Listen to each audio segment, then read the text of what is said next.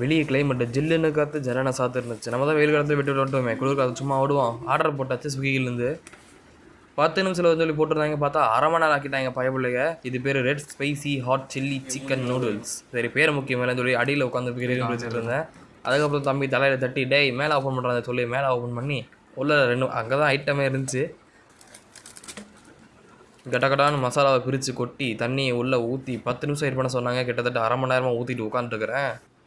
ஒரு ரியாக்ஷனும் இல்லை. நானும் திறக்க மூட கிண்ட திறக்க சொல்லி பண்ணிகிட்டே இருக்கிறேன். அதனால கையில் வச்சு கிண்டிட்டு இருக்கிறேன் சொல்லி பார்க்காதீங்க. எங்கள் அம்மா இட்லிக்கு பார்க்குற ஈக்க மாற்ற குச்சி. அது சரியில்லை, என்ன காற்றை கை கொட்டு விளாண்டுக்கான்னு சொல்லி பார்க்காதீங்க. இடிட்டு இருக்குது உடம்பு சரியில்லை. ட்ரான்ஸ்பரன்சி வீடியோ போடலாம் பார்த்தேன், சாரிப்பா.